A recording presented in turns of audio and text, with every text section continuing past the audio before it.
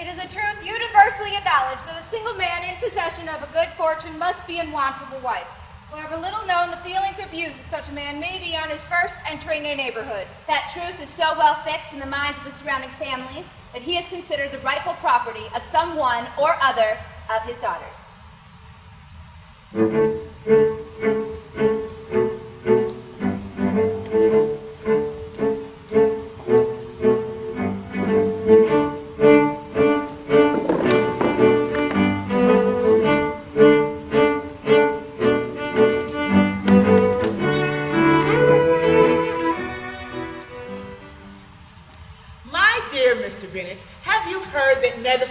Is let at last.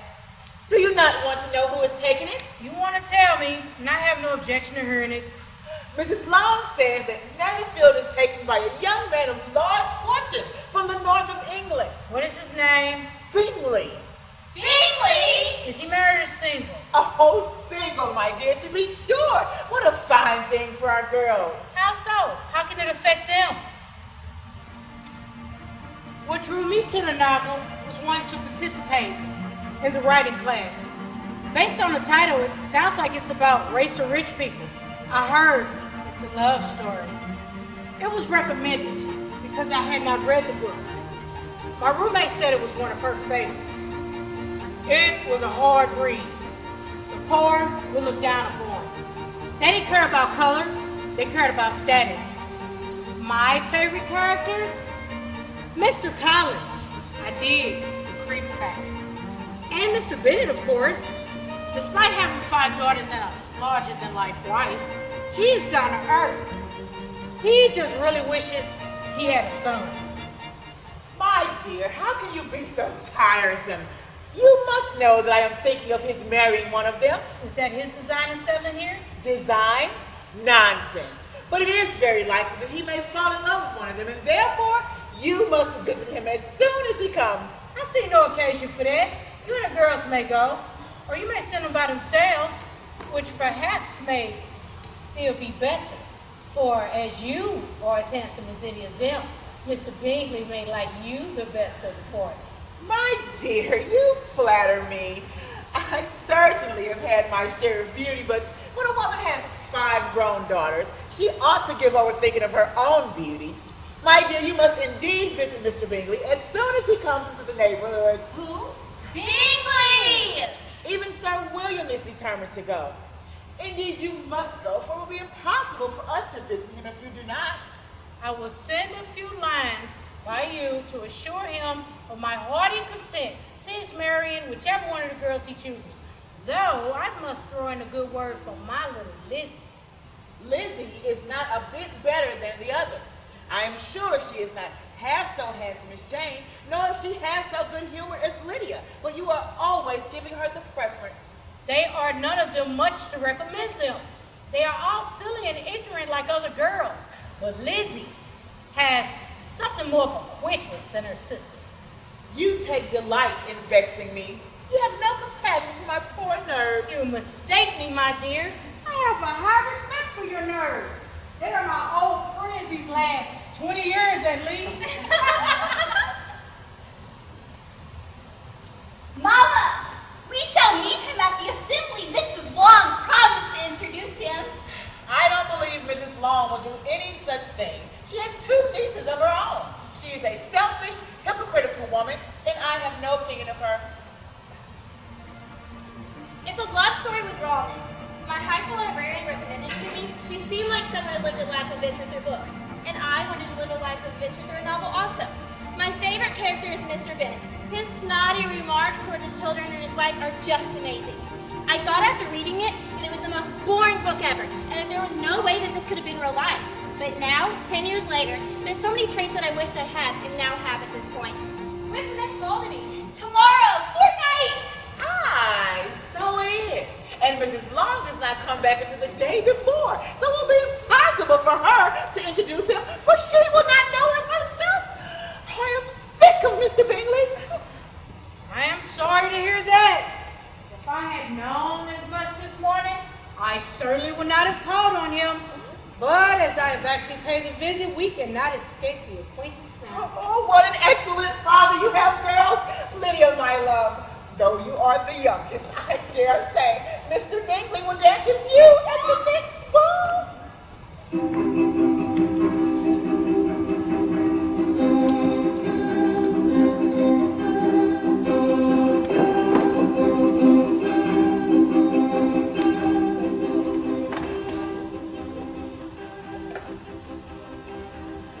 Oh, Mr. Bingley is good looking.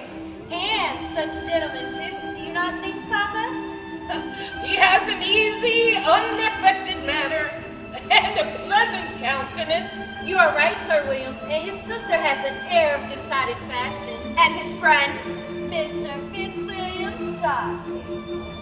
Do you like our Meryton, Mr. Bingley?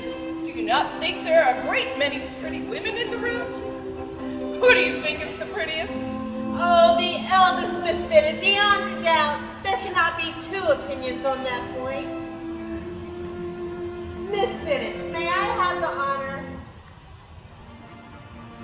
I first tried to read Pride and Prejudice in high school for an assignment, but I found it dreadfully boring, so I ended up cheating and reading the Cliff Notes instead. Miss Bennet is my favorite. She's persnickety, dramatic, and spazzy. Much like myself. What charming amusement this is for our young people, Mr. Darcy. Such superior dancing is not often seen.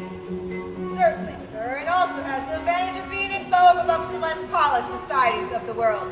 Every savage can dance. Ah, but your friend performs delightfully, and I doubt not that you are adept in the science yourself.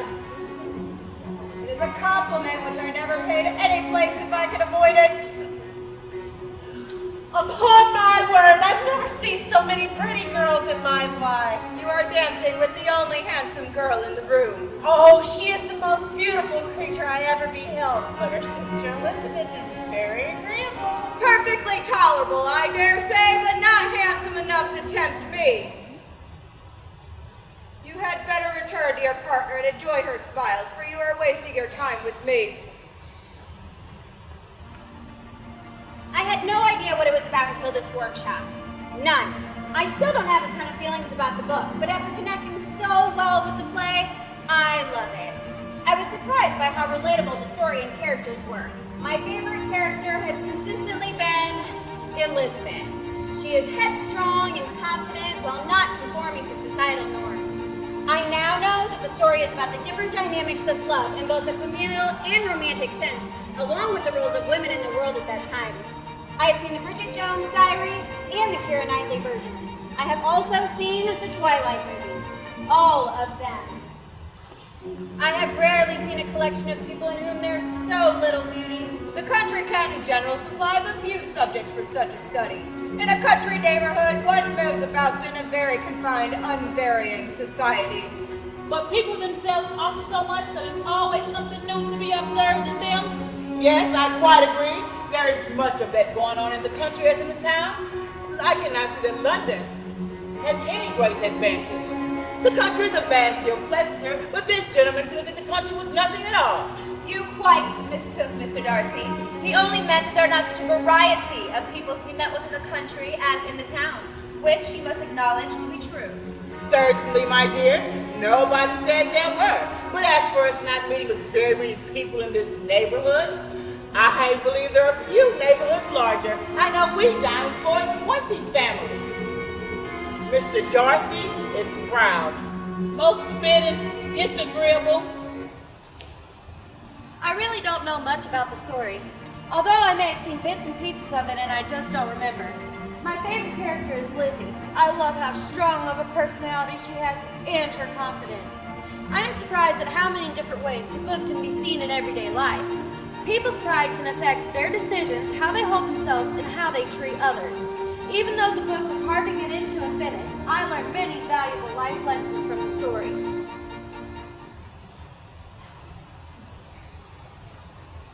One cannot wonder that so very fine a young man with family, fortune, and everything in his favor should think highly of himself. If I may so express it, he has every right to be proud. I could easily forgive his pride if he had not mortified mine. Pride is a very common failing. I believe by all that I have ever read, I am convinced that it's very common indeed. You do not lose much by not suiting his fancy, Eliza, for he is a most disagreeable man, not at all worth pleasing. I believe I may safely promise you never to dance with him.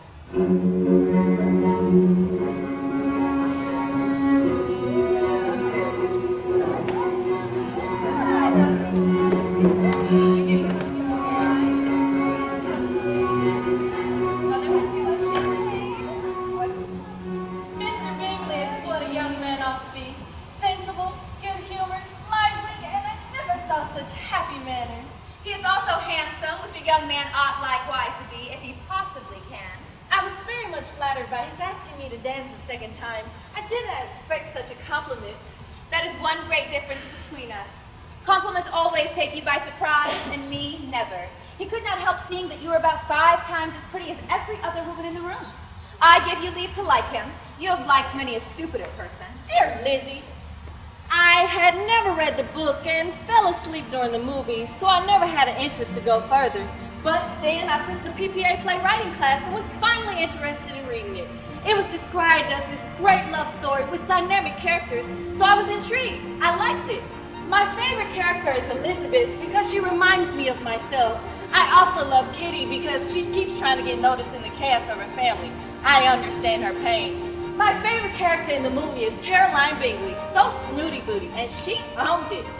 I really like the story, but it is dry and sometimes hard to read. I pushed on so I could see the fullness of the love story. I was happy about it. What think you of this man's sister? Her manners are not equal to his. Certainly not at first, but she is a very pleasing woman when you converse with her. I am much mistaken if we shall not find her a very charming neighbor. I am not so convinced. But, as you say, Mr. Bingley is just what a young man ought to be. My dear Mr. Bennet, we had a most delightful evening. I wish you had been there. Jane was so admired. Even Mr. Bingley thought her quite beautiful and danced with her twice. She was the only creature in the room that he asked a second time. First of all, he stood up with Miss Lucas. I was so vexed to see him stand up with... For God's sake, say no more of his dance partners. Oh, that he had sprained his ankle in the first dance. I am quite delighted with him, and his sister is such a charming woman. I never in my life have seen anything so elegant as her dress. I dare say, the lace upon Miss Bingley's gown. I protest against any description of finery. No, I never heard of it. I thought it was about someone who has too much money and too much pride to ask for help. I also thought it was about stuck-up white people. I saw the movie first. Ray Chu made me read the book. It was okay. I like the movie better. I don't have any favorite characters. Mr. Darcy is not so well worth listening to as his friend Mr. Bingley, is he? Poor Lizzie. It's only just be tolerable. I beg you would not put it into Lizzie's head to be vexed by his ill treatment. Lizzie, not handsome enough to dance with. I wish you had been there, my dear, and given him one of your set-downs. I quite detest the man. And I dance with Captain Carter twice. And I dance with Mr. Denny. Meryton is to be the militia headquarters for the whole winter. I know all the officers' names and connections. You must be two of the silliest girls in the country. I have suspected it sometime, but I am now convinced. I am astonished that you would be so ready to think your own children silly. If I wish to think slightingly of anyone's children, it should not be of my own. If my children are silly, I must always hope to be sensible of it. Yes, well, as it happens, they are all of them very clever.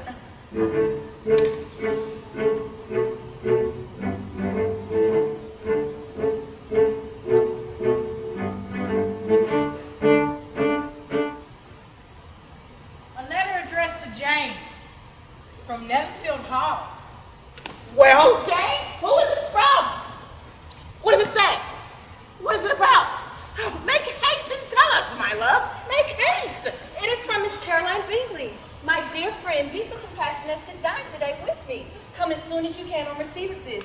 My brother and the gentlemen are to dine with the officers. Yours ever, Caroline Bingley. With the officers? Down and out. That is very unlucky. Mother, may I have the carriage? No, my dear, you cannot have the carriage. You must go on horseback. Horseback? Yes, horseback, because it is very likely to rain, and then you must stay all night.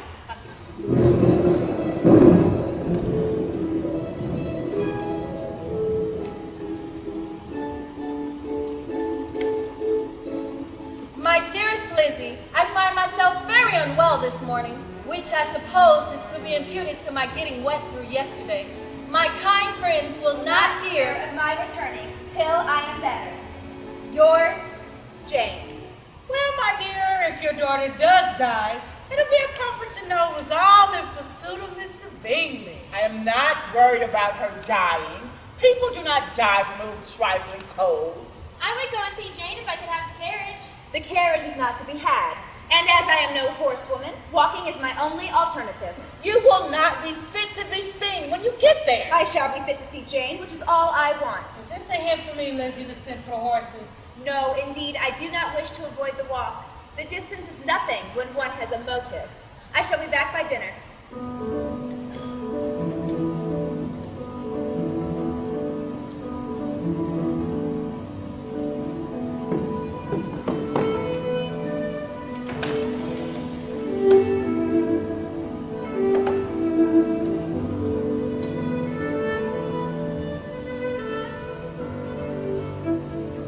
You write uncommonly fast. You are mistaken, I write rather slowly. Pray, tell your sister that I long to see her. I've already told her so once by your desire. Good morning.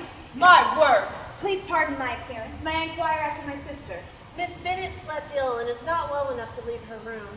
Did you walk from Longbourn, Miss Bennett? I did. I say. When I first heard the title, I believed Pride and Prejudice was about diverse cultures in America. I pictured slaves and the struggles they endured. I also imagined wealthy debutantes and how they lived. I read the script first, but then I watched part of the movie, so I had to read the book to find out the rest of what happened. I've now read it long and drug out. But I did like Mr. Darcy more after reading the book. I discovered he was shy rather than stuck up. Mr. Bennett was my favorite character.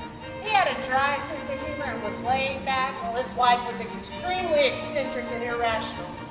Now Elizabeth is my favorite character. She was so outspoken for her time. I'm back and forth. You will want to be taking your sister immediately. Thank you.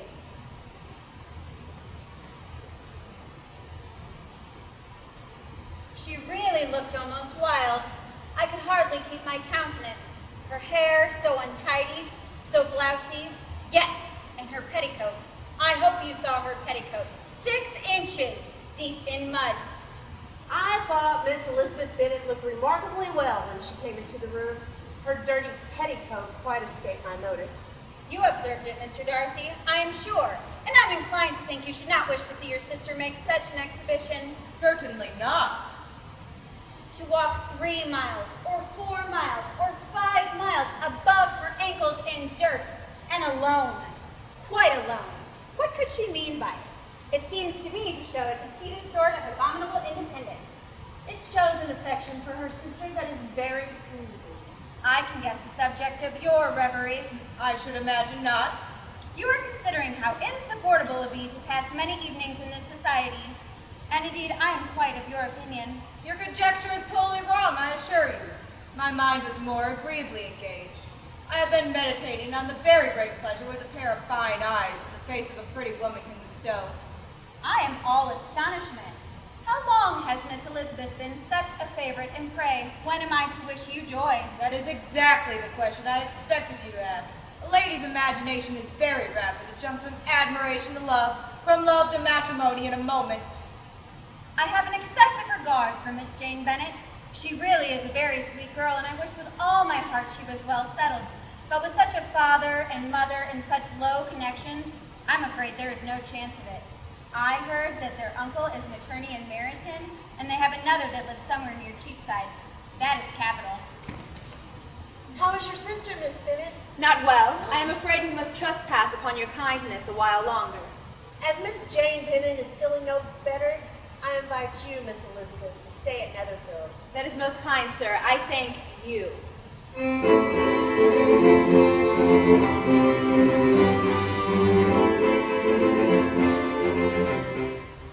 Do you prefer reading to cards, Miss Bennett? That is rather singular.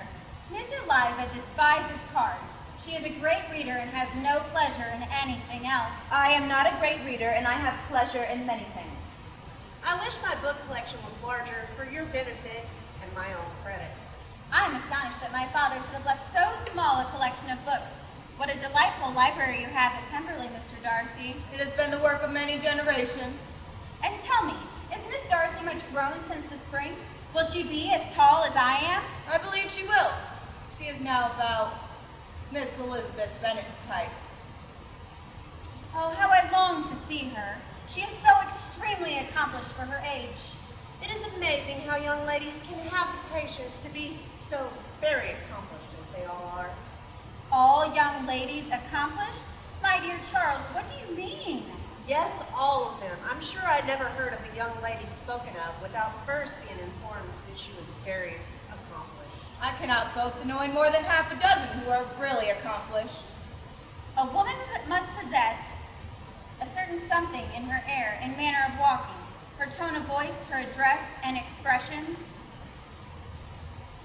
All this she must possess, and all this she must yet add something more substantial. The improvement of her mind by extensive reading. I am surprised at your knowing only 6 accomplished women. I rather wonder now at your knowing any. Are you so severe upon your own sex as to doubt the possibility of this? I have never known such a woman. I know many women who answer to this description.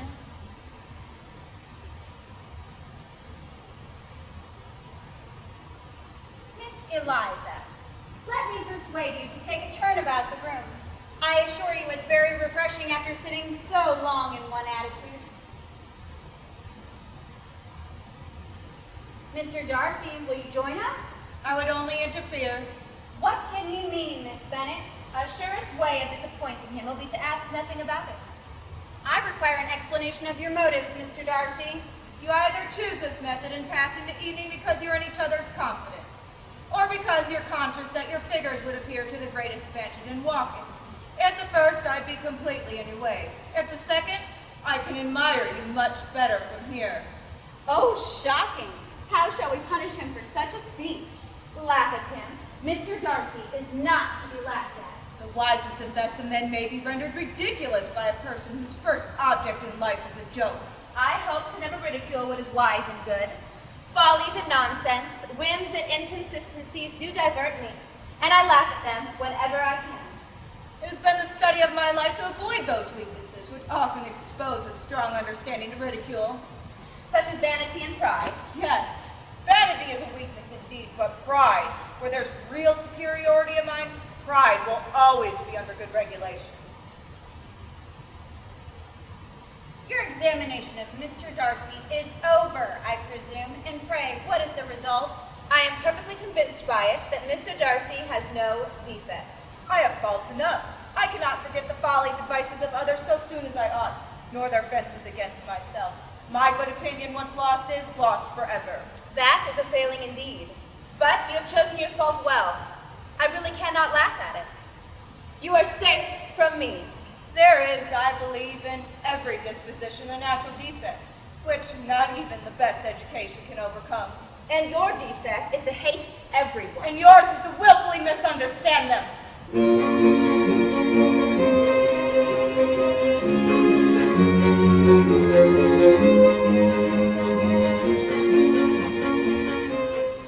Good morning, Mrs. Bennett. I hope you've not found Miss Jane Bennett worse than you expected. Indeed I have, sir.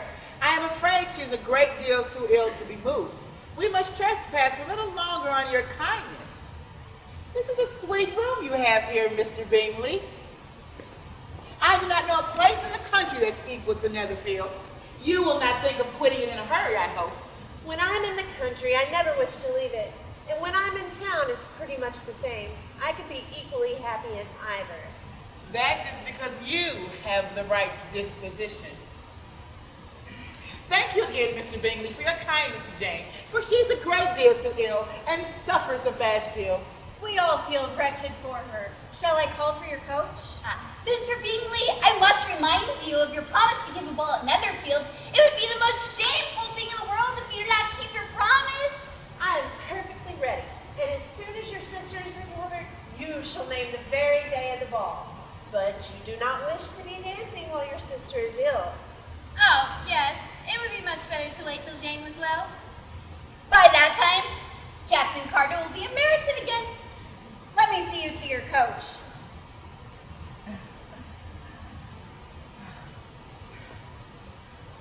Thank you again, Mr. Bingley. Good day to you all.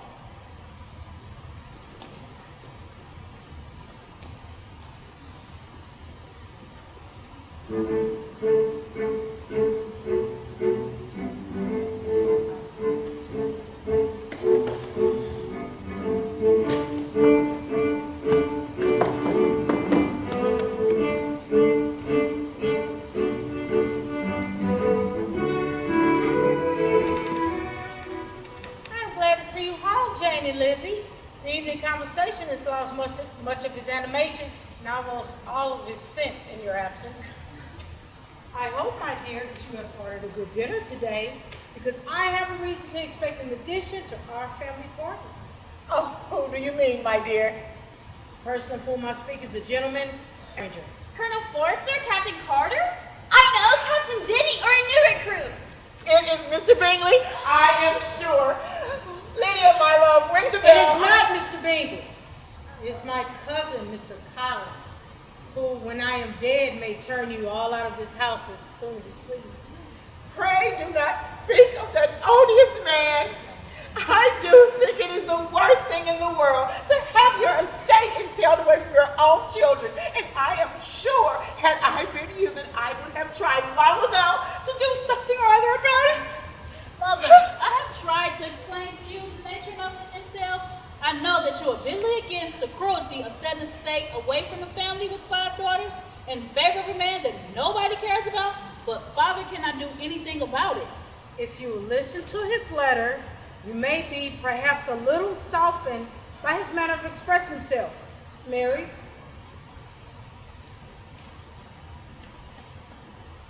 Dear sir, the disagreement subsisting between yourself and my late honored father has always gave me much uneasiness.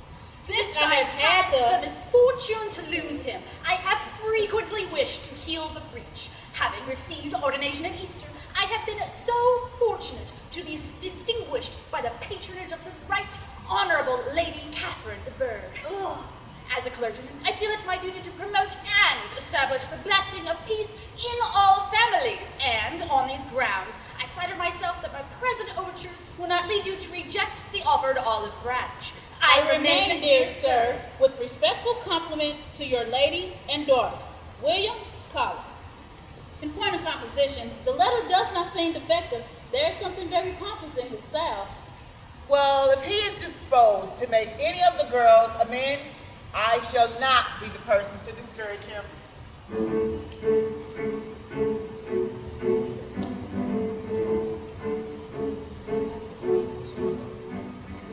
Mrs. Bennet, may I compliment you on having so fine a family of daughters. I do not doubt that you will see them all disposed of in marriage in due time. I think that you are very kind, sir, and I wish with all my heart that it may prove so, or else they will all be destitute enough. You allude perhaps to the entail of this estate. Yes, indeed I do. I am very sensible, madam, of the hardship to my fair cousins, but I come prepared to admire them. The cooking was most excellent. Which of my fair cousins is owing to the excellence of its cooking? We are very well able to keep a good cook. My daughters have nothing to do in the kitchen. I beg your pardon for having displeased you. I am not at all offended. Well, very fortunate, it seems, in your patroness. Oh, Lady Catherine de Bourgh. Has she any family? She has only one daughter, the heiress of Rosings. Rosings is a very extensive property. Then she is better off than many girls? What sort of young lady is she? Is she handsome? She's a most charming young lady indeed. Lady Catherine herself says that in point of true beauty, Miss Berg is far superior to the handsomest of her sex. She is unfortunately of a sickly constitution. Miss Berg's indifferent state of health unhappily prevents her being in town, and as I told Lady Catherine one day, has deprived the British court of its brightest ornaments. Her ladyship seemed pleased with the idea. You may imagine that I'm happy on every occasion off those little delicate compliments which are always so acceptable to ladies. Do these pleases attentions proceed from the impulse of a moment or their result of a previous study? They arise chiefly from what is passing at the time, and though I sometimes amuse myself with suggesting and arranging such little elegant compliments as may be adapted to ordinary occasions, I always wish to give them as unstudied an air as possible. No one would ever think otherwise. Good night, Mr. Collins. Oh, Mrs. Bennet, would you do me the honor? I think the time is right to speak of this most pressing issue. That is, if the ladies would be so kind and excuse us for a moment. Yes, of course, Mr. Collins. Good night, girl. Lady Catherine has condescended to advise me to marry as soon as I could. In seeking a reconciliation for the Longbourn family, I mean to choose from among your daughters, and from the first evening, Miss Jane Bennet was my settled choice. I wish to caution against choosing my eldest daughter, Jane. Jane, I must just mention, is very soon to be engaged. Ah, but then I just must change from Jane to Elizabeth. Elizabeth is equal in beauty. Yes, I quite agree. Good evening, Mrs. Bennet. Good evening, Mr. Collins.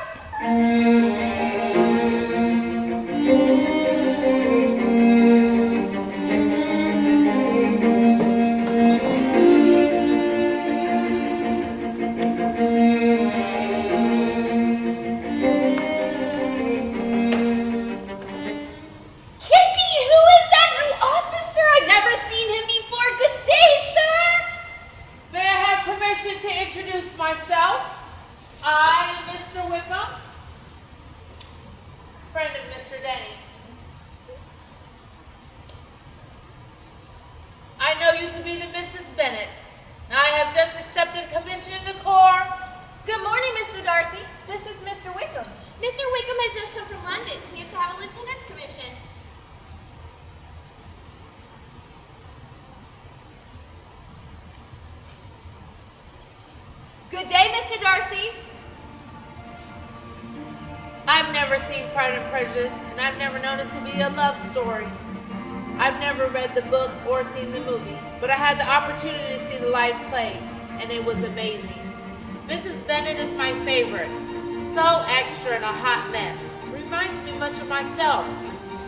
Kenny and Lydia, those two are the typical teens, never missing a beat. I can appreciate that through these characters, I too can be in that time and era. What is it, Jane? An invitation to the ball at Netherfield, which has been fixed for the following Tuesday night. Oh, goody, we shall dance with all the officers. I think it's no sacrifice to join occasionally in evening engagements. Society has a claim on us all. I hope to be honored at the hands of all my fair cousins in the course of the evening, and I take this opportunity to solicit yours, Miss Elizabeth, for the two first dances especially. Preference which I trust my cousin Jane will attribute to the right cause and not to any disrespect for her. Not at all, sir. Pardon, Mr. Collins, I heard Mary troubling herself over a particular passage in Fordyce's sermons. Perhaps you might elucidate it for her? But of course, Fordyce, a great favorite of mine, Cousin Mary. How long has Mr. Darcy been in Netherfield, do you know? About a month. He has a very large property in Derbyshire. Oh yes, his estate there is a noble one. A clear 10,000 per annum. You could not have met with a person more capable of giving you certain information than myself, for I have been connected with his family from my infancy. You may well be surprised at such an assertion after the very cold manner of our meeting. Are you much acquainted with Mr. Darcy? I have spent 4 days in the same house with him and think him very disagreeable. I have no right to give my opinion as to him being agreeable or otherwise. I have known him far too long and far too well to be a fair judge. It is impossible for me to be impartial. He is not at all liked in heart for sure. Everybody there is disgusted with his pride. Is he likely to be in the neighborhood much longer? I heard nothing of him going away. I hope that your plans will not be affected by him being in the neighborhood. Oh no, it is not for me to be driven away by Mr. Darcy. For the church ought to have been my profession, and at this time I shall have been in possession of the most valuable living. Had it pleased the gentleman we were speaking of just now? Good heavens, but how could that be? How could his will be disregarded? There was such an informality as to give me no hope from law. A man of honor could not be disregarded, but he chose to disregard my intention. But what can have been his motive? What can have induced him to behave so cruelly? Had the late Mr. Darcy liked me any less, I could have bore with his son better. But his father's uncommon attachment to me irritated him. I had not thought Mr. Darcy as bad as this, though I've never liked him. I remember hearing his boasting of the implacabilities of his resentments of having an unforgiving temper. Yes, almost all his actions can be traced to pride. Pride has often been his best friend. Family pride makes him a very kind and careful guardian of his sister. And what sort of young lady is she? Is she handsome? I wish I could call her amiable, but much like her brother, she is very, very proud. I am astonished at his intimacy with Mr. Bingley. Mr. Darcy can be a conversable companion if he feels it worth his while. What? They have both been deceived, my dearest Lizzie. Do but consider what a disgraceful light this places Mr. Darcy. Can his most intimate friends be so excessively deceived in him? I can much more easily believe Mr. Bingley's being imposed upon than that Mr. Wickham should invent such a history of himself. If it be not so, let Mr. Darcy contradict it.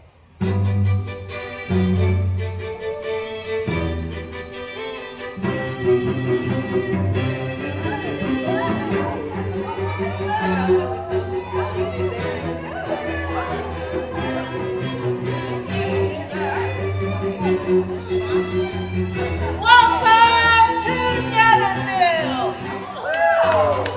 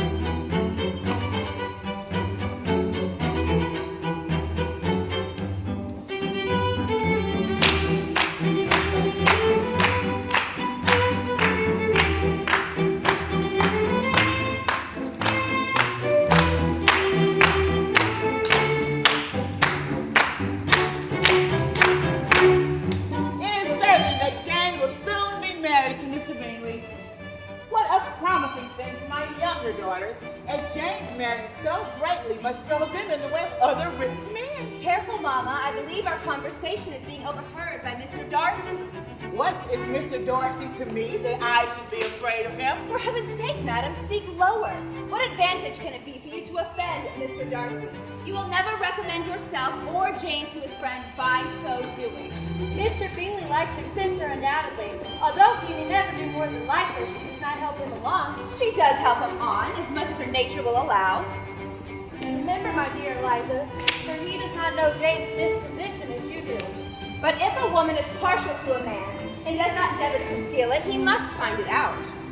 Jane should make the most of every half hour in which she can command his attention, and when she is secure of him, she should have more leisure for falling in love as much as she chooses. Oh, your plan is a good one, where nothing is left in question but the desire of being well married. And if I were determined to get a rich husband, I dare say I should adopt it. But these are not Jane's feelings. If she were to be married to him tomorrow, I should think she has as good a chance of happiness as if she were to be studying his character for 12 months. Oh, Charlotte, you make me laugh, but you would never act in this way yourself.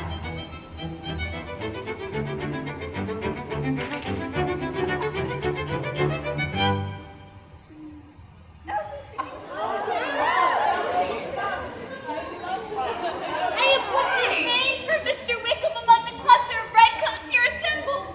Lydia's going to dance with him for half the evening, and me for the other. I was told Mr. Wickham was obliged to go to town on business the day before and has not yet returned.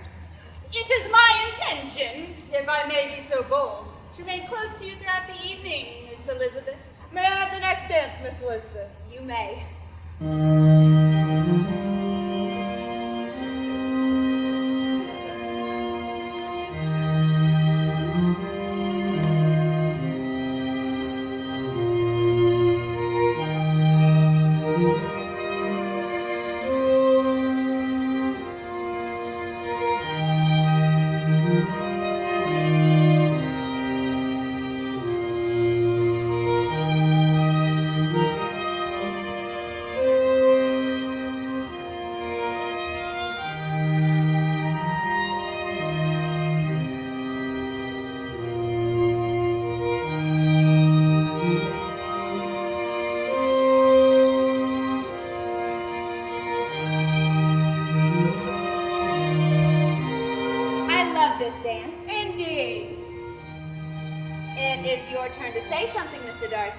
I am perfectly happy to oblige.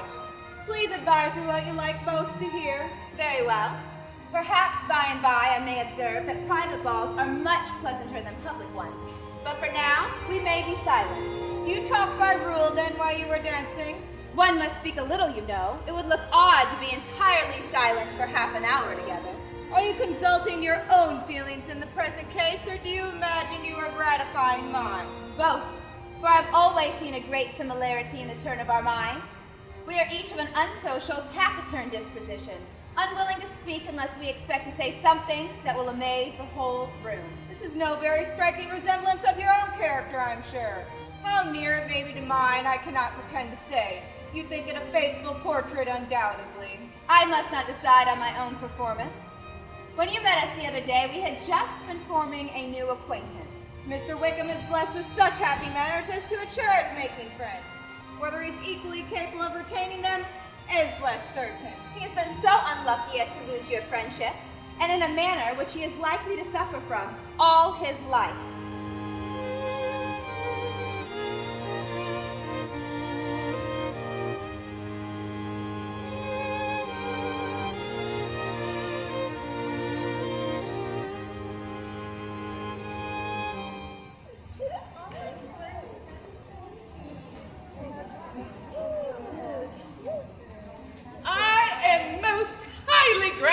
Indeed, my dear sir.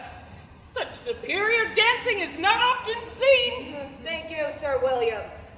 Allow me to say, however, that your fair partner does not disgrace you.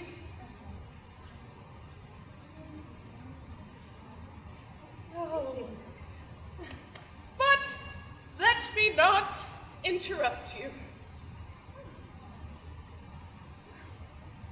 Sir William's interruption made me forget what we were talking of. I did not think we were speaking at all. What think you of books? Books? Oh no, I am sure we never read the same, or not the same feelings, anyways. I remember hearing you once say, Mr. Darcy, that you hardly ever forgave, that your resentments, once created, were unappeasable. You're very cautious, I suppose? I am.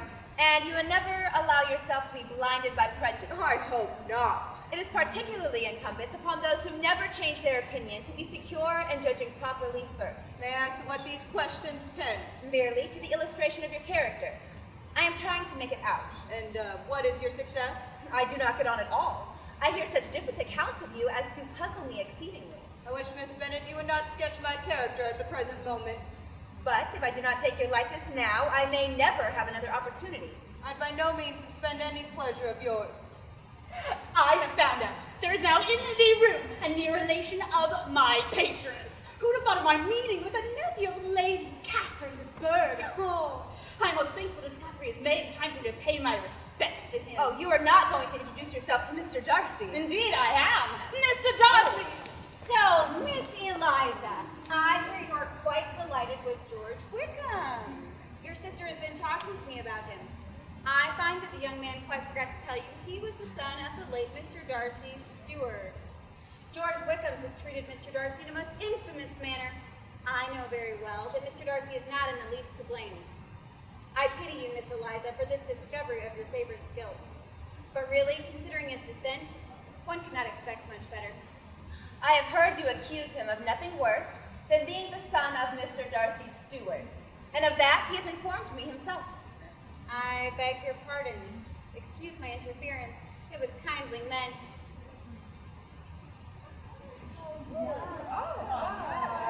Excuse me, what's happening?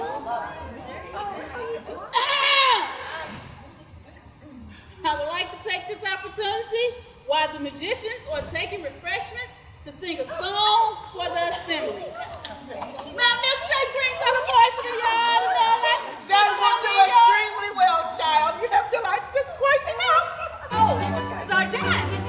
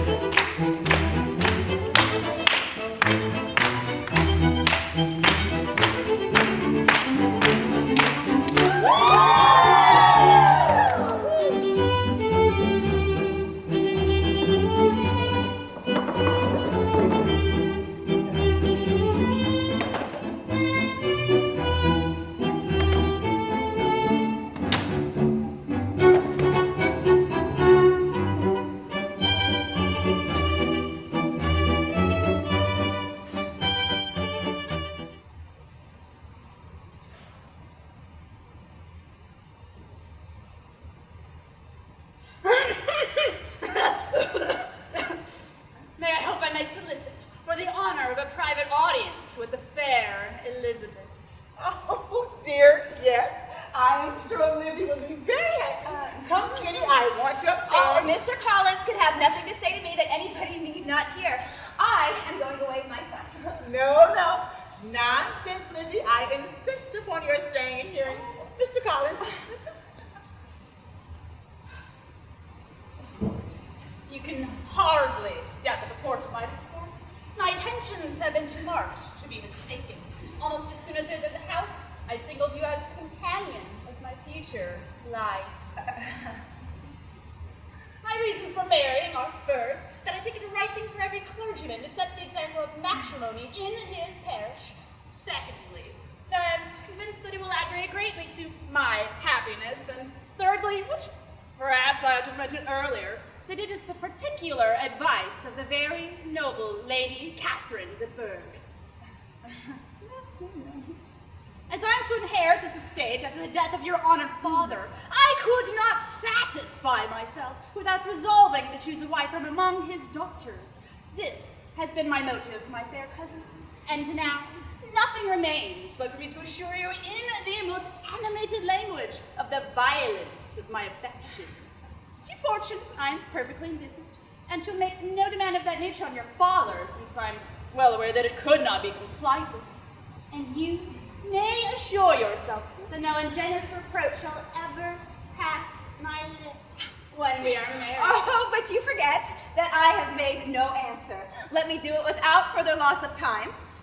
Accept my thanks for the compliments you are paying me. I am very sensible of the honor of your proposals, but it is impossible for me to do otherwise than to decline them. Am I now to learn that it is usual with young ladies to reject the addresses of a man whom they secretly mean to accept? I am by no means discouraged by what you've just said, and shall hope to lead you to the altar ere long. Okay. Upon my word, sir, I assure you I am not one of those young ladies. I am perfectly serious in my refusal. You could not make me happy, and I am convinced that I am the last woman in the world who can make you so. Can I speak plainer? Jane, come down, for there is such fun here! Mr. Collins made an offer to Lizzie, and she will not have him! What? You are uniformly charming, and I am persuaded that when sanctioned by the express authority of both your excellent parents, my proposals will not fail of being acceptable. Depend on it, Mr. Collins. She is a headstrong and foolish girl who does not know her own interests, but I will make her know it. But if she is really headstrong and foolish, I know not whether she would altogether be a very desirable wife for a man in my situation. You quite misunderstand me. Lizzie is only headstrong in matters such as these. In all other matters, she is as good-natured a girl as ever lived.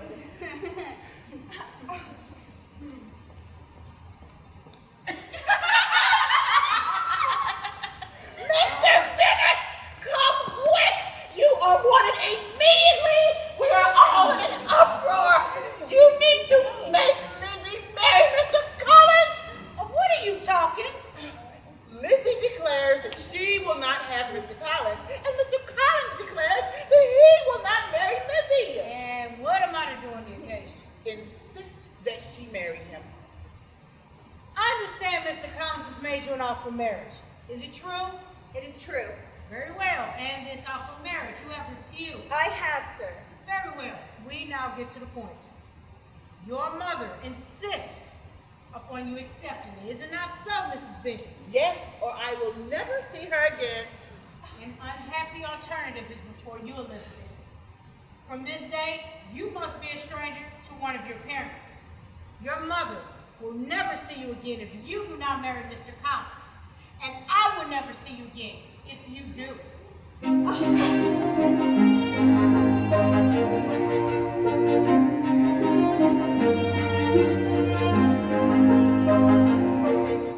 The whole party has left Netherfield by this time and without any intention on coming back again. It is very unlucky you were not able to see them before they left the country. But may we not hope that your period of future happiness as friends will be renewed as sisters? Caroline decidedly says that none of the party will return. It is only evident that Mrs. Bingley does not wish her brother to come back. One passage of her letter particularly hurts me. She expressly declares that she neither expects nor wishes me to be her sister, and she is perfectly convinced of her brother's indifference. Miss Bingley sees that her brother is in love with you. No one who has ever seen you two together can doubt his affection. The case is this. We are not rich enough for her. Go to our aunt and uncles in London. Let it be known that you are there, and I am sure he will come to you. A sensible solution. This morning, Mr. Collins hastened to Lucas Lodge to name the very day that would make him the happiest of men. Engaged to Mr. Collins. My dear Charlotte, impossible. Why should you be surprised, my dear Eliza? I am not romantic, you know. I ask only a comfortable home. I am convinced that my chance of happiness with him is as good as most people can boast. Undoubtedly. Mr. Collins' present circumstances makes this a most eligible match. Congratulations, Charlotte. I shall depend on hearing from you often, Eliza. Will you come and see me? We shall often meet, I hope, in Hertfordshire. It is very unlikely for me to leave Kent for some time, so promise me, therefore, to come to Hunsford. I promise. Jane, Mrs. Gardner has invited you to town this winter. Yes, I accept Aunt Gardner's invitation with pleasure. Mary, tell Lizzie that her aunt has also invited her on a tour this summer. Mary, tell Mother I accept. I've never read the novel, but somebody gave me a brief description of the storyline. Briefly, I was told that it was about a family of daughters, and the matriarch's position was to find husbands for them so they'd be well taken care of. If I'm correct, I believe that she just wants to run her children's lives, like me and every other mother in the world. Who do you think Mr. Collins proposed to just this morning, Mother? Charlotte Lucas. Charlotte Lucas? This is your doing, Elizabeth. It is the hardest thing in the world for me to think Charlotte Lucas could ever be mistress of this house. My dear, don't give way to such gloomy thoughts. Let us flatter ourselves that I may be the survivor.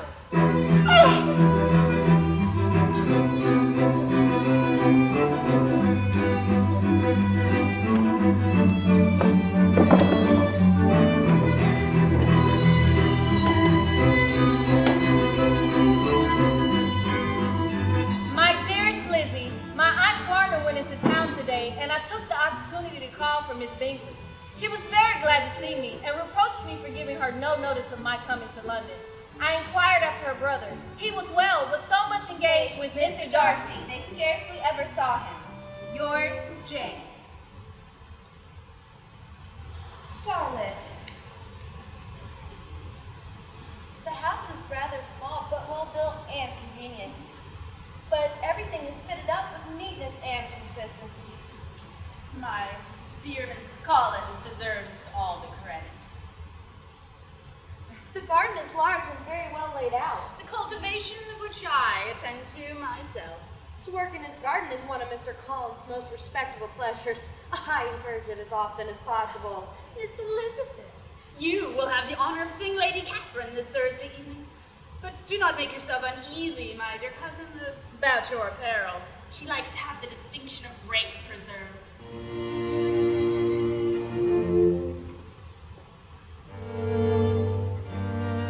Lady Catherine, my friend and Mr. Collins' cousin, Miss Elizabeth Bennet. Your ladyship. Thank you for asking us to dine, Lady Catherine. Mr. Darcy, what an honor, sir. Mr. Darcy. Miss Elizabeth. You know my nephew? I had the pleasure of meeting Miss Bennet in Hertfordshire while staying in Netherfield. Your family is in good health, I trust. They are, thank you for asking. My eldest sister is currently in London. Did you happen to see her there? Unfortunately, no. Do you play insane, Miss Bennet? A little. Sometime or other we shall be happy to hear you. Do you draw? No, not at all. I suppose you never had the opportunity. Your mother should have taken you to town every spring for the benefit of masters. My mother would have had no objections, but my father hates London. Has your governess left you? We never had any governess. No governess? 5 daughters brought up at home without a governess? You must have been neglected. If I had known your mother, I would have advised her most strenuously to engage one. Are your younger sisters out, Miss Bennet? Yes, ma'am, all. All out at once? All 5? The younger one's out before the elder ones are married? Your younger sisters must be very young. Yes, ma'am, the youngest is not 16. I think it would be very hard upon younger sisters that they should not have their share of society and amusement, because the elders may not have the means or inclination to marry early. By my word, you give your opinion very decidedly for so young a person. What is your age? With 3 younger sisters grown up, your ladyship can hardly expect me to own it. Mr. Darcy? Miss Elizabeth. What are you telling Miss Bennet? Let me hear what it is. We were speaking of, music, madam. Of music? Then pray speak aloud. There are few people in England who have more true enjoyment of music than myself. If I had ever learnt, I should have been a true proficient. I believe you promised to play for us, Miss Bennet. How does Georgiana get on, Darcy? Georgiana plays with great proficiency. Pray tell her from me that she cannot expect to excel if she does not practice a good deal. I assure you, madam, she does not need such advice. She practices very constantly. Do you mean to frighten me, Mr. Darcy? I will not be alarmed, though your sister does play so well. There's a stubbornness about me that never can bear to be frightened at the will of others. You cannot really believe I'm trying to alarm you. I've had the pleasure of your acquaintance long enough to know you find great enjoyment in occasionally professing opinions which in fact are not your own. I have been particularly unlucky in meeting with a person so able to expose my real character, in a part of the world where I had hoped to pass myself off with some degree of credit. Indeed, Mr. Darcy, it is very ungenerous in you to mention this, for it is provoking me to retaliate, and such things may come out as will shock your relations to hear. I like Mr. Darcy for his cross attitude towards normal everyday things. I like how he words things. Darcy is now and will always be my favorite character. He is strong and proud. He secretly watches everything and goes behind people to fix things for love. He's kind of awkward, but in a pointed way. He says what he wants, made up by his own judgments, and does not let anyone influence him. PPA drew me to the book, but when I first started reading it, it felt like deja vu. That I've read it before, and I still can't place where I've read it before. The timing in the book surprised me. Visits to places took months, not just a few days. I saw the movie with the zombies. That was really interesting. I love women who can fight. I am not afraid of you.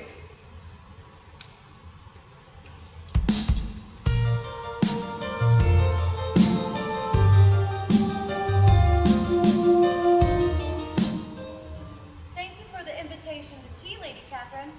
I suppose I must get used to the company of just yourselves as my nephew leaves Kent on Saturday. I wonder he does not marry to settle and regulate his travels. As for marriage, it is my truest wish that Rosie's and Pemberley be joined in marriage. Mr. Bird? Poor Miss Bingley. Miss Darcy is a rather great favorite of a lady of our acquaintance, Miss Bingley. I think I've heard you mention that you know them? I know them a little. Their brother is a great friend of Darcy's. I have reason to think Bingley very much indebted to him. Darcy congratulated himself on lately having saved a friend from a most imprudent marriage. Did Mr. Darcy give reasons for his interference? I understood there were grave and very strong objections against the lady. I do not see what right Mr. Darcy had to determine and direct the manner in which his friend was to be happy. Thank you, Lady Catherine, for the tea. Are you unwell? A sudden headache. Please excuse us.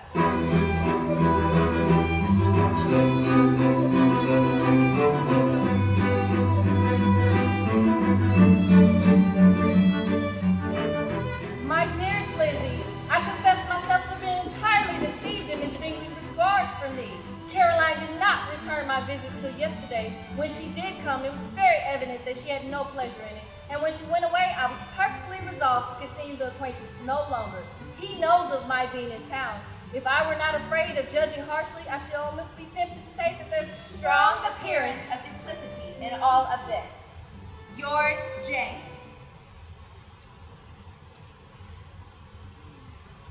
In vain I have struggled. It will not do. My feelings will not be repressed. You must allow me to tell you how ardently I love you. In spite of all my endeavors, I have found it impossible to conquer my feelings for you. I've had the highest regard for you almost from the first moment.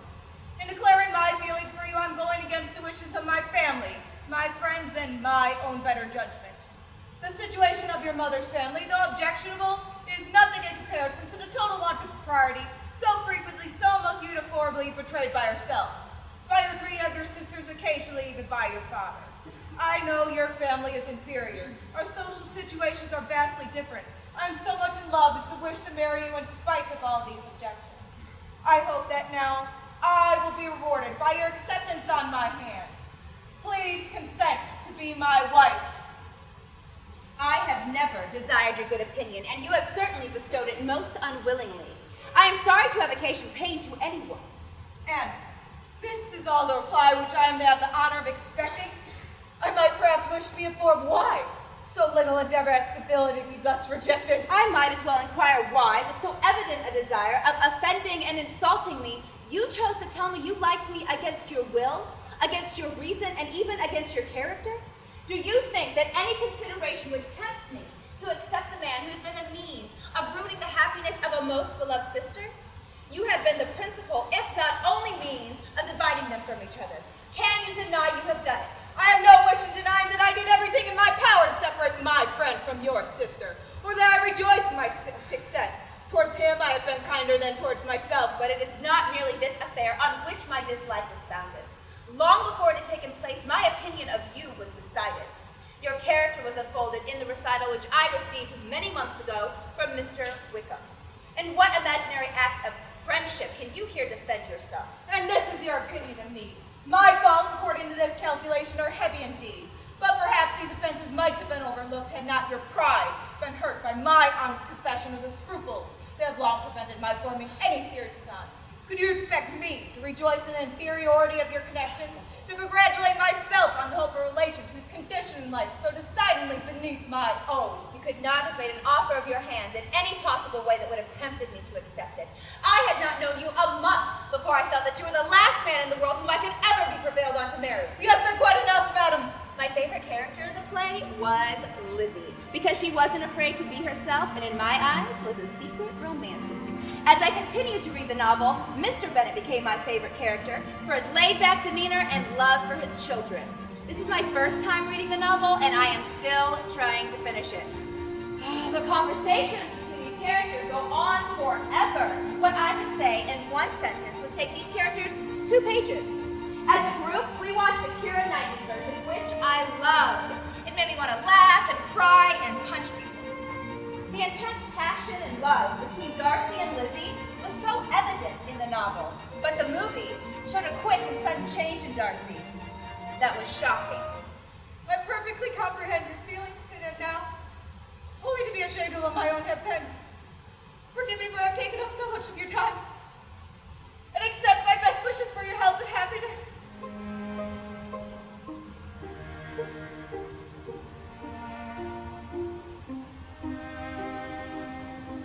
Be not alarmed, madam, on receiving this letter. Last night you laid to my charge 2 offenses. The first was that I had detached Mr. Bingley from your sister. The second that I had ruined the immediate prosperity of Mr. Wickham. I had not been long in Hertfordshire before I saw that Bingley preferred your eldest sister. It was not till the night of the dance at Netherfield that I had any apprehension of his feeling any serious attachment. I remained convinced from the evening's scrutiny that though she received his attention with pleasure, she did not invite them by any participation of sentiment. I acted to preserve my friend whom I esteemed the most unhappy connection. There is but one part in the whole affair which I do not reflect with satisfaction. It is that I condescended to conceal from him your sister being in town. With respect to that other accusation, when my father died, my sister was left to my guardianship. Last summer, she went to Ramsgate, and thither also went Mr. Wickham. He so far recommended himself to Georgiana that she believed herself in love and consented to elopement. But Georgiana acknowledged the whole to me. Mr. Wickham's chief object was unquestionably my sister's fortune. I will only add, God bless you, Fitzwilliam Darcy.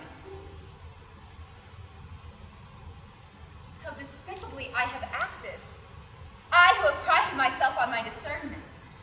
Had I been in love, I could not have been so wretchedly blind. Vanity, not love, has been my folly. There you are, Miss Elizabeth. It gives me the greatest pleasure that you have passed your time with us, not disagreeable. The favor of your company has been much felt, I assure you, by both Mrs. Collins and myself. My dear Charlotte and I have but one mind. We seem to have been designed for each other. Promise me you will visit me again this time next year. I promise. It has been wonderful seeing you. I made it a personal goal to read all of the classics. You never know what you'll get with old books. Forced me to become very familiar with the dictionary. I was annoyed at the wordiness, but when I made myself read more than just the parts and 2 characters were talking, I caught the subtleties more, the changes in people's characters. Elizabeth becomes more open. Darcy learns to be more observant. I still wonder at societal pressure on women to marry, though. The idea is very outdated. You don't need a man or anyone to validate your existence. I was drawn to the zombie version because of the zombies. Duh. Zombies make everything more interesting. I'm partial towards martial arts and empowering women to become the individuals that they are meant to be.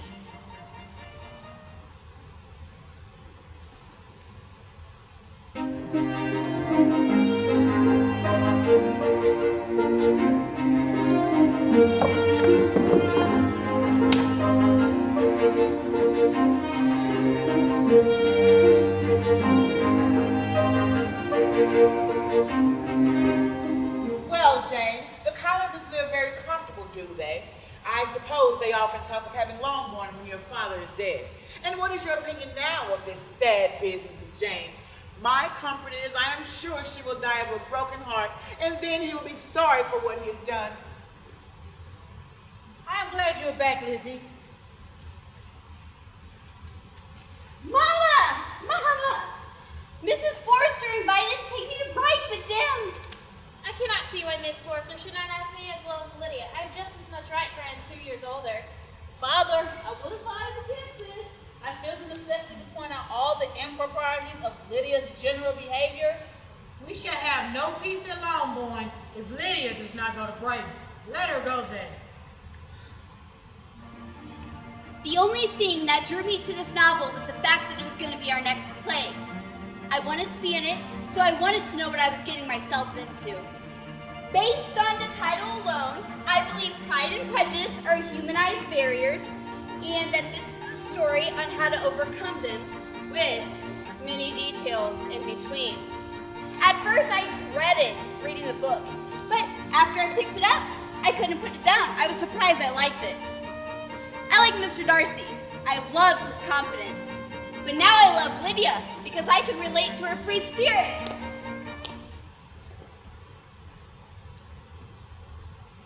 Colonel Forrester is a sensible man, and he'll keep her out of any real mischief.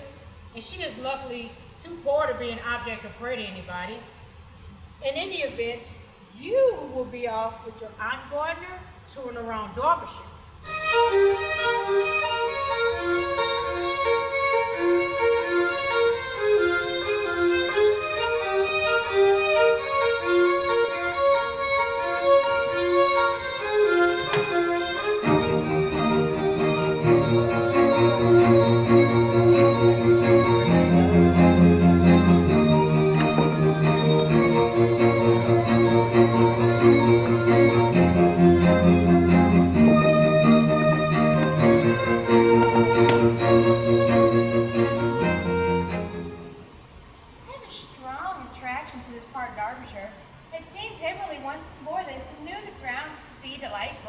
Are we certain the family is not in residence for the summer? I was told by the proprietor of our inn that the family is not in residence. Welcome to Pemberley. I am Mrs. Reynolds, the housekeeper. This room was my master's favorite. And at this place, Lizzie, you are the mistress? Is your master absent at present? He is, but we expect him tomorrow with a large party of friends. Lizzie, come, look at these pictures. How do you like this picture? That is a picture of my current master, and very like him. It is a handsome face. But Lizzie, you can tell us whether it is like or not. Does the young lady know my master? A little. And do you not think him the most handsome gentleman, ma'am? Yes, very handsome. Is Mrs. Darcy as handsome as Mr. Darcy? She is, yes, the handsomest young lady that I have ever seen, and so very accomplished. This new instrument just came down from her. It's a present from my master. Is your master much at Pemberley over the course of the year? Not as much as I could wish, ma'am. If your master would marry, you might see more of him. Yes, but I don't know who is good enough for him. It is much to his credit, I am sure, that you should think so. I say no more than is the truth, that anyone would say who knows him. I have never heard a cross word from him in all of my life. You're lucky in having such a master. Yes, I am. He is the best landlord and the best master that ever lived. Some people call him proud, but I'm sure I've never seen anything of it. It's about rags to riches, social dogmas, expectations based on gender and finance, keeping peace by pleasing others, and finding love in the most unusual places and circumstances. It's the first time I ever read the book, but I actually did go back and reread some of it because I found it to be almost philosophical. I have a love-hate relationship with it. I hate romance novels, but I love Jane Austen's interpretation of it. In the end, love conquers all. Pride nor prejudice can stop it, no matter what society may think or say. Miss Bennet. Mr. Darcy, I was told you were in London. I'm not. No. Would you do me the honor and introduce me to your friend? Mrs. Gardner, this is Mr. Darcy, the master of Pemberley. Your aunt, I believe. I am pleased to meet you. We were told that Kimberly had some of the finest woods in the country. Mrs. Reynolds, how nice to see you. Welcome home, sir. Have you had the opportunity to view the grounds? I would be honored if you allow me to show you around. Please, come right this way. Sir, I apologize, for I feel fatigued from my morning exercise. Please, go on without me. Of course. Would a cup of tea help revive you? It would. Thank you, Mr. Darcy. I'm not much of a reader. Books don't excite me. I first heard of Pride and Prejudice through PPA. I didn't read the book. I tried, opened it to the first page, and closed it. Yeah, not for me. Although I did enjoy learning more about the story through the play, Miss Elizabeth Bennet is a strong and very opinionated woman. She is definitely my favorite character. Oh, and by the way, I just got thrown into this 4 days ago. I wasn't even supposed to be an actress in the play.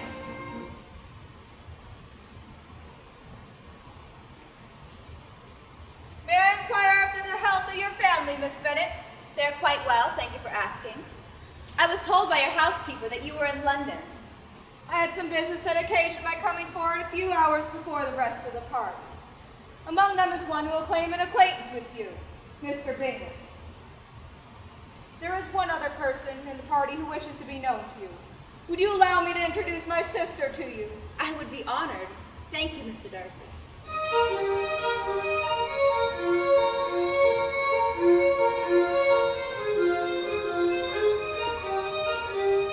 Miss Darcy, how do you find your new pianoforte? Please call me Georgiana, Miss Bennet. My brother has talked with you so often these last months, I feel as if I already know you well. My friend recommended me to read it. My mind a whirlwind of wanting more knowledge. Or, in this case, information. Honestly, when I went to read it the first time, I couldn't even get past the beginning. It just didn't capture my attention. I really enjoyed Mrs. Bingley's overactive personality, though. After practicing her play, my favorite is Miss Lydia Bennet. Young, naive, so full of life. I never even tried to read it again after that. If it didn't fool me in the first time, I highly doubt it will now. Maybe when I get over it, might. Who knows, though? I would be honored to call you Georgiana if you'd return the courtesy and call me Elizabeth. I've been practicing a great deal on my new instrument. My pianoforte is the most beautiful gift I've ever received. Excuse us, ladies. We thought to intrude upon your gathering for just a moment. Mrs. Gardner, may I introduce Mr. Bingley? Good afternoon. Pleased to make your acquaintance. Do you reside in Lambton, Mrs. Gardner? Unhappily, we do not. May I inquire after your sister, Miss Bennet? Jane is quite well, thank you for asking. It has been a long time since I've seen her. It was 8 months ago when we were all dancing together at Netherfield. Will you please tell her I asked after her? The Spanish chestnuts scattered across the lawn are very lovely, Mr. Darcy. Oh yes, Pemberley is the most beautiful place. Fitzwilliam takes special care of it.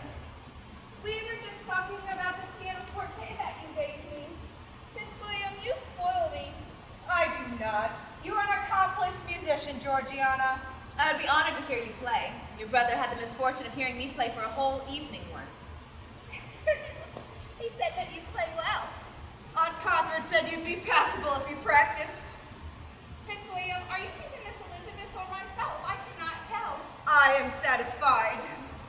Thank you for the invitation to the tea, Mrs. Darcy. Miss Elizabeth, would you and Miss Gardner dine with us this evening? We would be honored.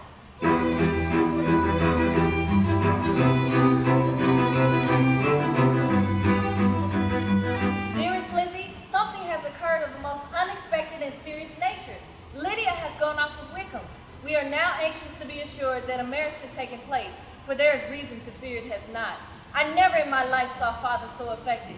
He has gone to London to try to discover her. What he means to do, I am sure I know not. My dear, look who I happened to run into as I was beginning my walk. Pardon my interruption, Miss Bennet. Miss Bennet, are you all right? I have just had a letter from Jane with the most dreadful news.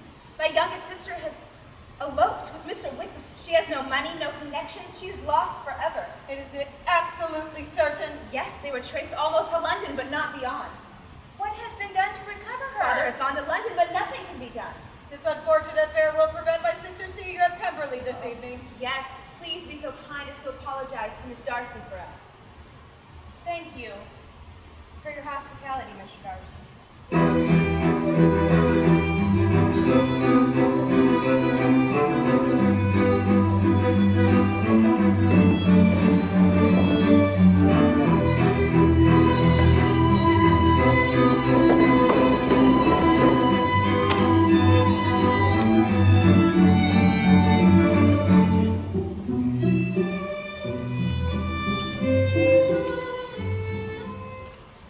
It seems that Mr. Wickham is in debt to every tradesman in Meryton. It seems that Mr. Wickham is the wickedest young man in the world. Mother uses invectives against the villainous Mr. Wickham and complains of her own suffering. Is Father in London? Has anyone heard from him? He wrote a few lines to say he had arrived. And Mother, how is she? Why did the Foresters ever let her go out of their sight? I am sure that there was some great neglect or other on their side, for she is not the kind of girl who would do such a thing had she been well looked after. And here's Mr. Bennet gone away, and I know he will fight Mr. Wickham, and then he will be killed. Do not give way to useless alarm till we know that they are not married. I will send word to Mrs. Gardner about the wedding clothes, and to tell Lydia that she shall have as much money as she chooses to buy them. And above all else, keep Mr. Bennet from fighting. I hope Lydia does not give any direction to her clothes, for she does not know which are the best warehouses.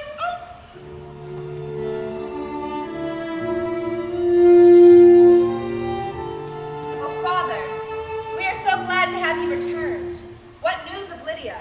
I've had to leave all in your aunt and Uncle Gardner's hands. Where's your mother, girls? She is upstairs. She will not leave her dressing room, sir.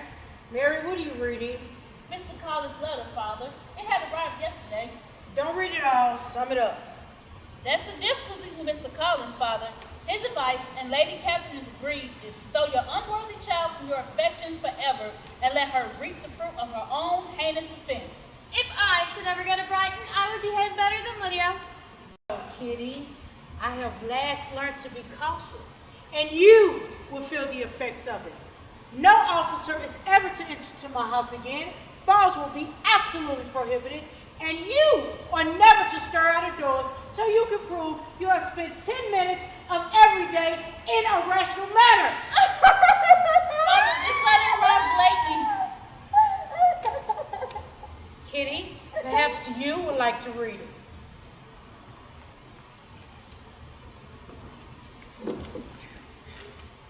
My dear brother, I was fortunate enough to find out what part of London they were.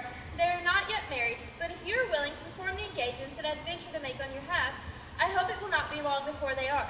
All that is required of you is to assure to your daughter the equal share of the £5,000 secured among your children at the death of yourself and my sister, and moreover allowing her during her life the £100 per annum. Send back your answer as fast as you can. Yours, Edward Gardner. My dear Father, I congratulate you.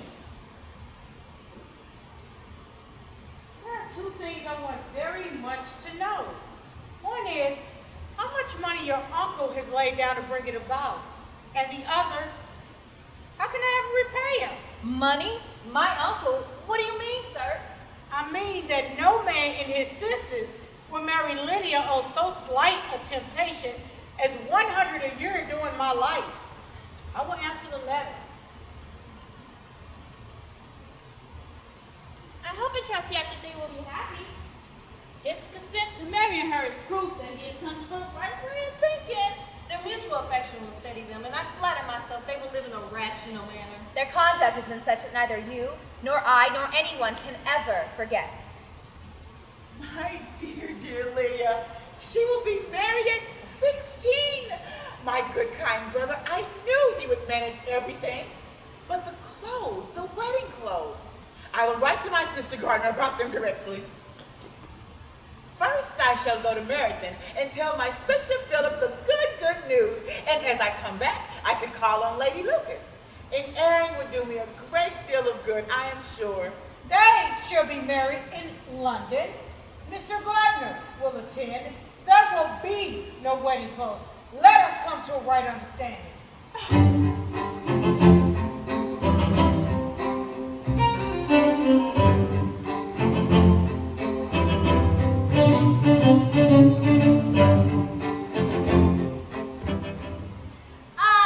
Jane, I take your place now and you must go lower because I am a married woman. Only think, it has been 3 months since I went away and it seems but a fortnight. Good gracious! When I went away, I'm sure I had no more idea of being married than when I came back again, though I thought what good fun it would be if I was. Well, Mama, what do you think of my husband? I am sure all my sisters must envy me. They must go to Brighton, for that is the place to get husbands. I thank you, but I do not particularly care for your way of getting husbands. Oh, Mama, I never gave you an account of my wedding. Are you not curious to hear how it was managed? I think there's too little to be said on the subject.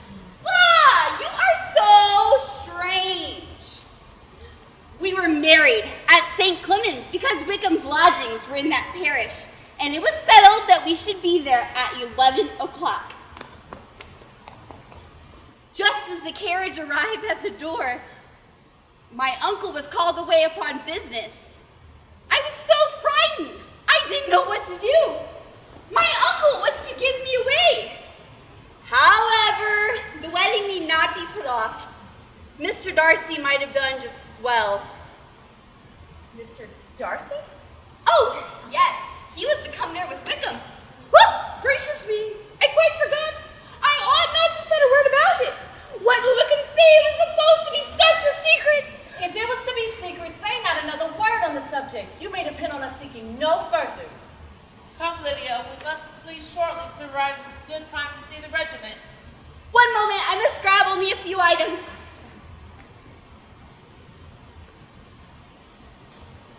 I find for Miss Gardner you've actually seen Pemberley, Miss Elizabeth. Yes. Poor Reynolds, she was always quite fond of me, but of course she didn't mention my name to you. Yes, she did. And what did she say? That you had gone into the army, but she was afraid had not turned out well. Did you see Mr. Darcy when you were in Lambton? Yes, he introduced us to his sister. Oh, and do you like her? Very much. I heard she has improved uncommonly well in the last year or two. Last time I seen her, she was not very promising. She has gotten over the most trying age. Come, Mr. Wickham. We are brother and sister, you know. Let us not quarrel about the past. I hope in future to always be of one mind. Thank you for your hospitality. We must be going. Write to me very often, my dear. Yeah, as often as I can. You know, married women never have much time for writing. My sisters may write to me for they have nothing better to do. I often think that nothing is as bad as parting with one's friends. People are so forlorn without them. That is, you see, madam, the consequence of marrying a daughter. It must make you better satisfied your other four are single.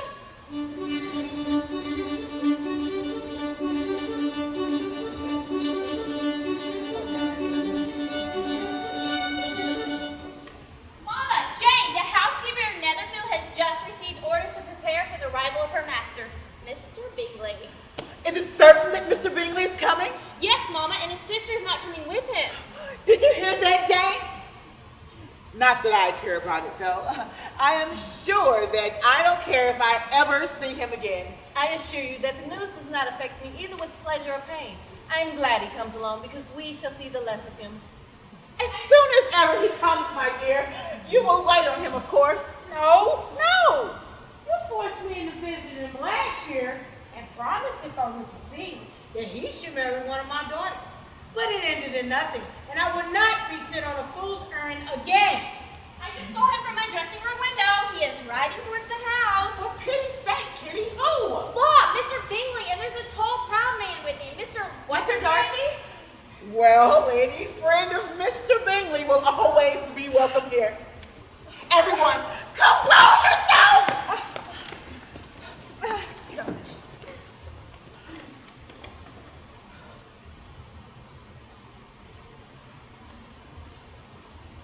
Mr. Bingley, good of you to visit. You are welcome too, Mr. Darcy. Thank you, Mrs. Bennet. It has been such a long time, Mr. Bingley, since you went away. Lydia is well married and settled to Mr. Wickham. You must have seen it in the papers. I did hear of it and offer my congratulations. Yes, well, it is delightful to have a daughter well married. I trust Miss Gardner as well. She is, thank you for asking. And your sister, Miss Georgiana? She is well, thank you for asking. Thank you for the visit, ladies. Thank you for your hospitality. Good day. Now that this first meeting is over, I feel perfectly easy. I know my own strength, and I shall never again be embarrassed by his coming. He returns. Mr. Bingley is coming. He's coming indeed. Places!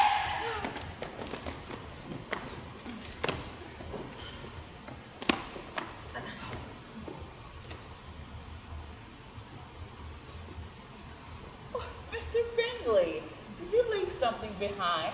I did, ma'am. If I might. Yes?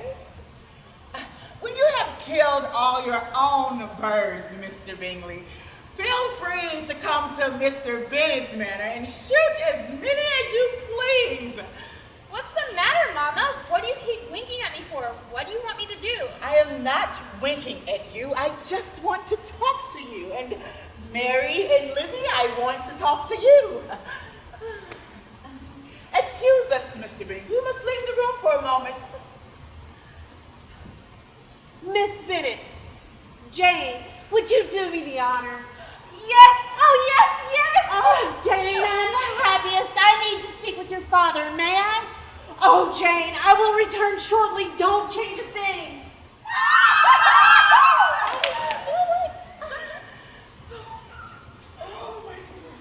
Kitty, dear, come and help your mother get ready to go to town. I am in such a flutter. I am certain I cannot write. Mary, I will dictate and you will write for me. We will need cambric, lace, muslin, and calico. I will settle everything later with your father about the money, for he cannot refuse to purchase Jane's wedding clothes the way he did poor Lydia's.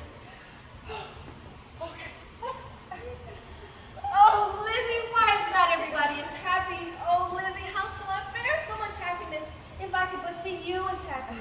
If there were but such another man for you. If I were to have 40 such men, I could never have your happiness. So have your disposition, your goodness, I can never have your happiness. Perhaps, if I am so lucky, I may meet with another Mr. Collins in time. I have had a short conference with your father. He gives his blessing. I am the happiest man. Jane, you are perfect. I have great pleasure in thinking you'll be very well settled together, Jane. I have not a doubt of you doing very well together. Your tempers are by no means alike. You are each of you so complying that nothing will ever get resolved on. So easy that every servant will cheat you. And so generous that you will always exceed your income. Exceed their income? My dear, what are you talking? He has $5,000 a year. I was sure you would not be so beautiful for nothing.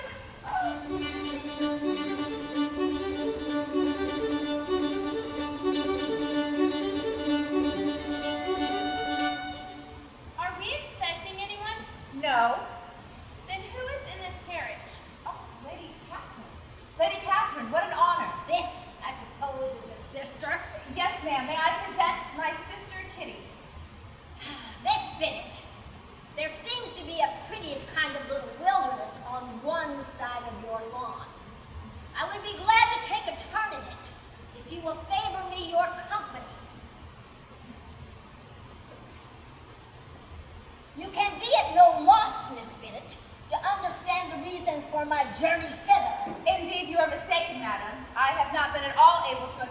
honor of seeing you here. I am not to be trifled with. A report of the most alarming nature reached me 2 days ago. I was told that you would, in all likelihood, be soon united with my nephew, Mr. Darcy.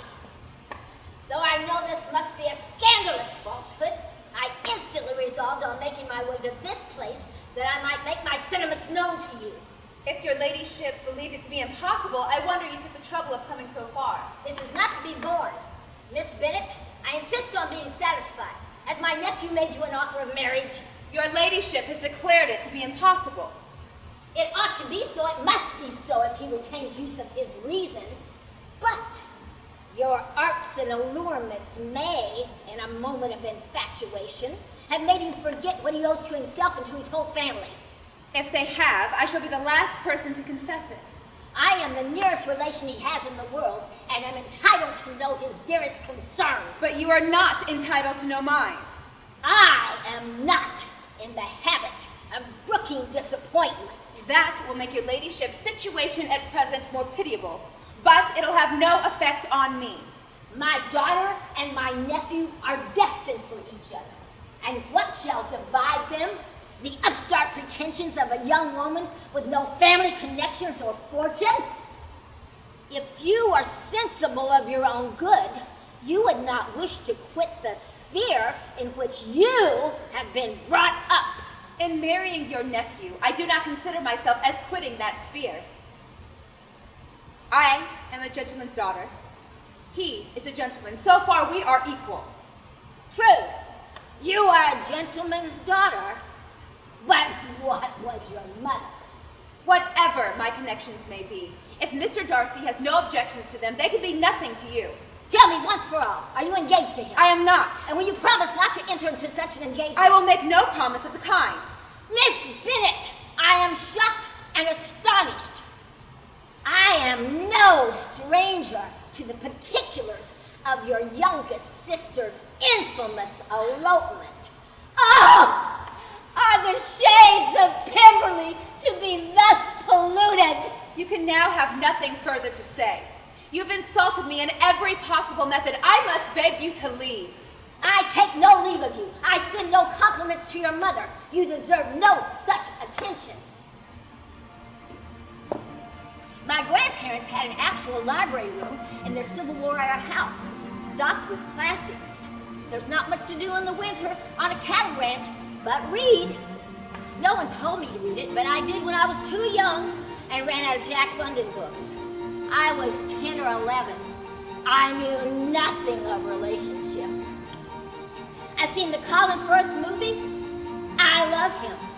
And the Keira Knight version, and Bridget Jones, and the zombie one.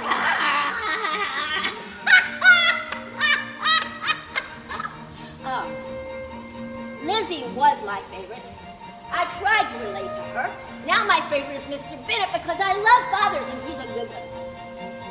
I'm still no fan of romance novels because in real life, love doesn't necessarily end up happily ever after. I am most seriously displeased.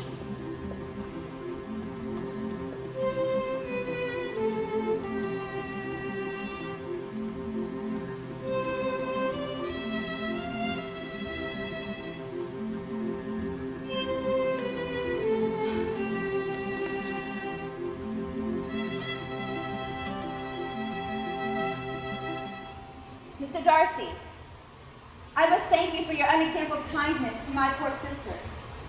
Lydia first betrayed to me that you were concerned in the matter. Ever since I have known it, I have been anxious to acknowledge how gratefully I feel it. Let me thank you again and again in the name of all my family for that generous compassion which induced you to take so much trouble and bear so many mortifications for the sake of discovering them. If you wish to thank me, let it be for yourself alone. Your family owes me nothing. As much as I respect them, I believe I thought only of you. You are too generous to trifle with me. If your feelings are still what they were last April, tell me so at once. My affections and wishes are unchanged. But one word from you, will silence me on this subject forever. My sentiments have undergone so material a change since the period to which you allude, that I receive with gratification and pleasure your present assurances. Then you will. I will. I have your consent to go and speak with your father. You do, I will take you to him now.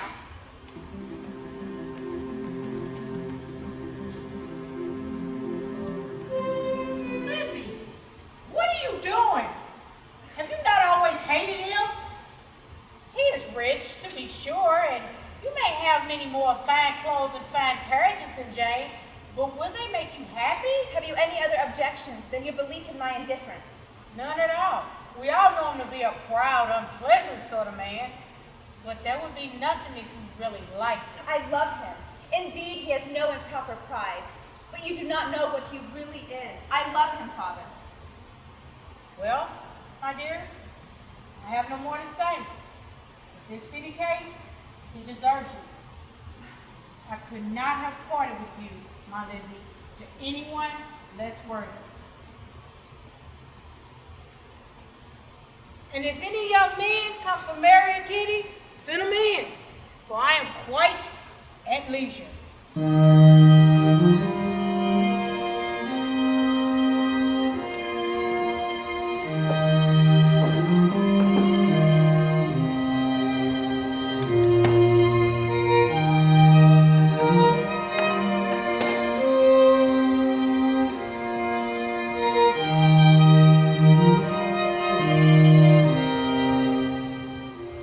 When did it begin? I cannot fix on the hour, or the spot, or the look, or the words which laid the foundation.